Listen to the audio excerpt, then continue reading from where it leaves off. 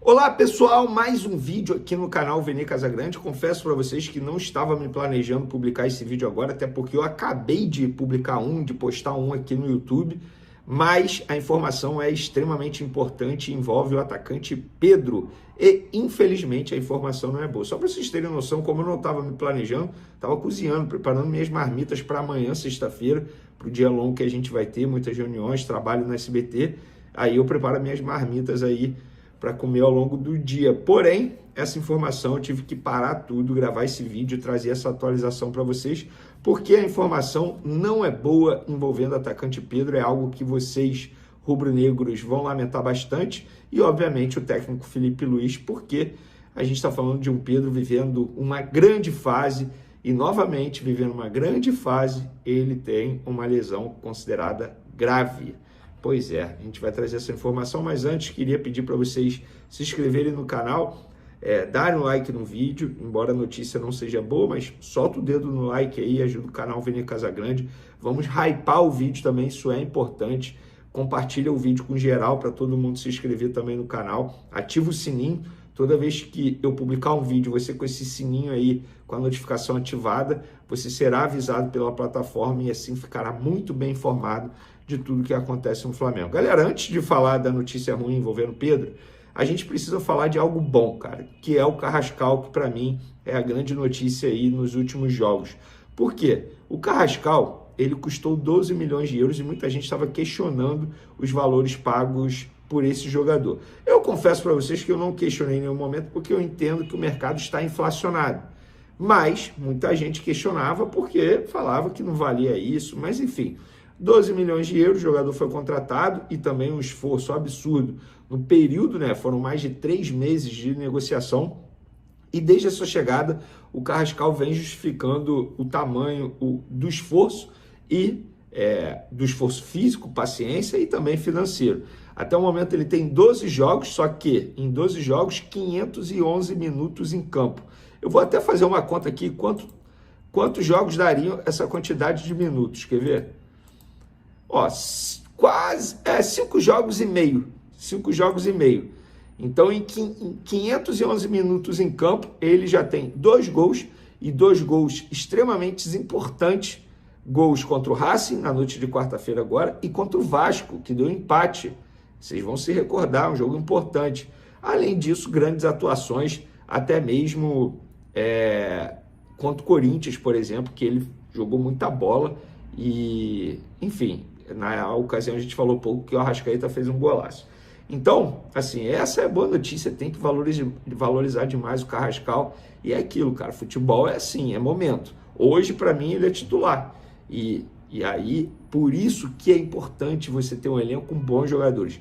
Vão ficar brigando pela titularidade, e quem vai ganhar com isso é o Flamengo e o Felipe Luiz. E por falar nisso, galera, eu tô vendo nas redes sociais muita gente ainda reclamando do resultado de 1-0, só foi 1-0, resultado perigoso. É óbvio que não tem nada definido, nada encaminhado, muita coisa vai acontecer lá na Argentina, mas você, torcedor do Flamengo, preste atenção nesse recado. Você tem que desfrutar o momento, o bom momento do time. Gente, pós-data FIFA, 3 jogos. O Flamengo venceu muito bem o Botafogo por 3-0 dentro do Newton Santos. É difícil jogar lá no tapetinho deles. Superou o Palmeiras em um grande duelo no Maracanã.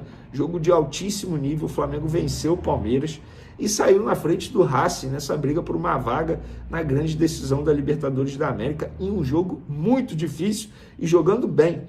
Além disso, tem crescimento individual de alguns jogadores. Acabei de mencionar aí o Carrascal. O Samuel Lino entrou muito bem e teve o retorno soberano de Pulgar. Então, o torcedor rubro-negro, comemore, desfrute de verdade.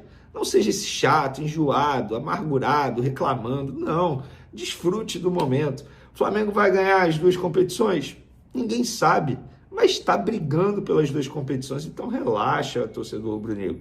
Para com essa noia de ficar só reclamando. E por falar em Felipe Luiz, gente, desde a chegada dele, o Flamengo tem 78 jogos, 50 vitórias, 18 empates, 10 derrotas apenas, 138 gols marcados, 48 gols sofridos, 43 jogos sem sofrer gol, E isso dá um aproveitamento de quase 72%. Você que chama o Felipe Luiz de estagiário, com todo respeito, você não entende nada de futebol. Inclusive, contra o Botafogo, ele foi muito bem na escalação e nas alterações.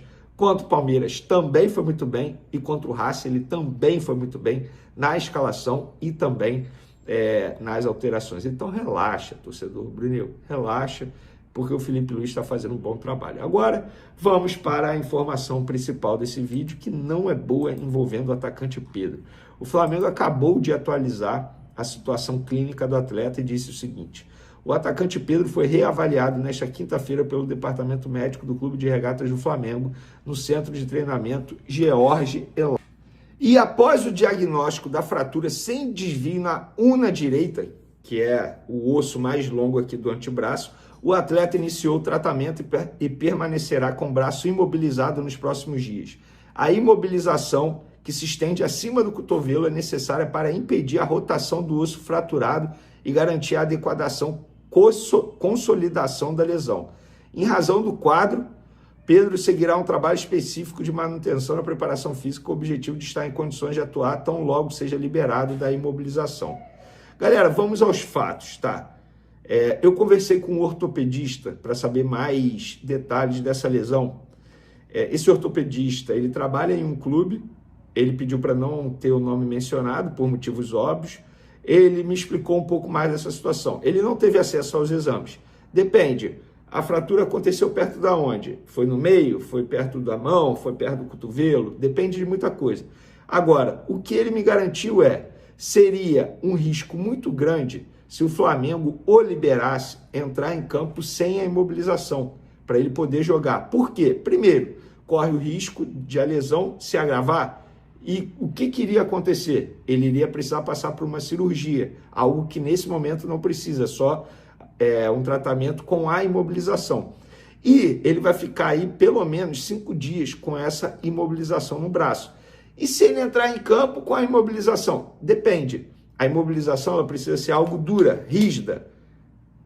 E aí a Conmebol vai permitir, a CBF vai permitir, porque você pode lesionar um outro companheiro com esse material que ele vai entrar em campo. Dito isso, galera, em cima dessas informações, pelo que o Flamengo atualizou, a informação que eu tenho é que ele está fora do jogo de quarta-feira contra o Racing. Hoje, dia 23 de outubro, nesse momento, quase 6 horas da noite, o entendimento interno e até mesmo de algumas pessoas que tomam conta da carreira do Pedro dificilmente terá condições de jogo de quarta-feira contra o Racing. E aí, obviamente, o Flamengo e o próprio Pedro, eles vão fazer de tudo para o Pedro ficar à disposição para a final da Libertadores, caso o Flamengo passe, que é só no dia 29 de novembro, ou seja, daqui a 5 semanas, 6 semanas. Então, inicialmente, ele vai ficar com sem jogar durante 5 dias, pelo menos. Então, é uma notícia terrível. A verdade é essa. E a pergunta que fica: quem será o centroavante do Flamengo na ausência do Pedro? O Bruno Henrique teve a falta de noção, de tato, de senso de dizer, após o jogo, quando ele já sabia que o Pedro tinha ido para o hospital, e o Pedro é o centroavante, na zona mista, depois do jogo, ele vira e fala que pediu ao Felipe Luiz para não jogar de centroavante. Num momento totalmente errado, ele expôs isso. Então vamos descartar o Pedro, obviamente, o Bruno Henrique, que não quer jogar nessa posição. Resta quem? Gonzalo Plata, Juninho. O Alacian, duvido, mas Juninho e Gonzalo Plata são, digamos aí, os favoritos. Eu, pelo que eu vejo do futebol praticado pelo Flamengo, pela forma como o Felipe Luiz gosta, eu começaria com o Gonzalo Plata nessa função. Mas não acho nenhum absurdo botar o Juninho. Ah, mas a contratação deu certo. Beleza, pode dar certo agora. O Juninho fez gol de título no Campeonato Carioca. Ele não vem sendo relacionado e tendo poucas oportunidades pelo bom momento dos seus concorrentes também. Isso precisa ser dito. Embora em determinado momento eu acho que ele poderia ter colocado o Juninho, não o Bruno Henrique, naquela função. Mas, gente, é para lamentar bastante. E eu lamento, assim, individualmente falando, me coloco no lugar do Pedro um pouco de empatia.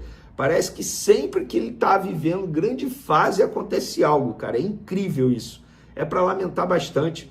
Fica aqui a minha energia positiva ao Pedro, para que ele tenha muita paciência nesse momento e para que ele volte o mais rápido possível, porque ele vai fazer falta. Gente, ele vai fazer falta. Não tem esse, o elenco do Flamengo. Gente, ele vai fazer falta. Ele é o centroavante do Flamengo, ele é o cara que faz gol. Mostrou isso contra o Palmeiras, mostrou isso contra o Botafogo, mostrou isso, sempre mostrou isso. Ele é o cara do Flamengo. E o problema do Flamengo é não fazer gol, é não ser letal. Então o Felipe Luiz precisa ajustar a equipe na ausência do Pedro. E eu acho que o Gonzalo Plata talvez seja o reserva ideal para essa função de falso 9, porque o Gonzalo Plata não é 9. Agora eu quero saber a opinião de vocês. O que vocês acham? Tem que colocar quem ali de centroavante? Tem que manter o Bruno Henrique, mesmo ele não querendo? Gonzalo Plata, Juninho, o Wallace, Ian?